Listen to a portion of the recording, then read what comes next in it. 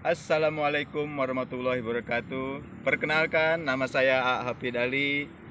Saya sangat apresiasi sekali keberadaan sekolah sungai di Kabupaten Garut yang didirikan oleh kawan kami, saudara Kang Mulyono Kadapi, dan ini merupakan suatu pilot project bagi pecinta sungai.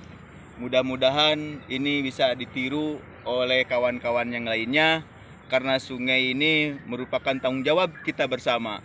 Sungai tidak bisa terpisahkan dari pelestarian hutan, karena sungai merupakan lahan penyaluran air yang bersumber dari hulunya adalah kawasan hutan.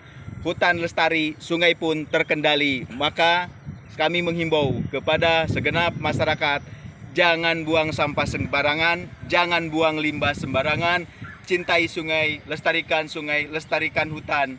Dan kepada pihak pemangku kebijakan, apabila memiliki program yang berhubungan dengan kawasan dan sungai, mohon untuk tepat sasaran dalam implementasinya. Jangan terjebak kepada kegiatan-kegiatan yang sifatnya seremoni, tetapi lebih mengedepankan implementasi yang berkelanjutan.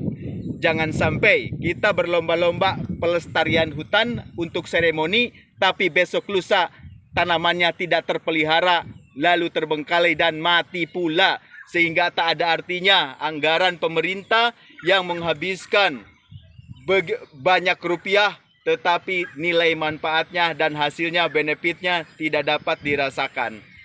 Maka untuk itu kami menghimbau dan mengajak kepada segenap masyarakat untuk sama-sama berperan aktif melestarikan sungai. Begitu juga bagi saudara-saudara yang ada di zona penyangga. Mari kita lestarikan hutan dengan sekemampu kita.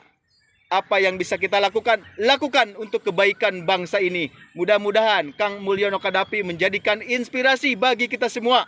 Dan proyek itu jangan salah sasaran, sampai kegiatan-kegiatan rehabilitasi kawasan dijadikan acara seremonial semata. Terima kasih atas perhatiannya. Akhir kalam. Wassalamualaikum warahmatullahi wabarakatuh. Waalaikumsalam warahmatullahi wabarakatuh.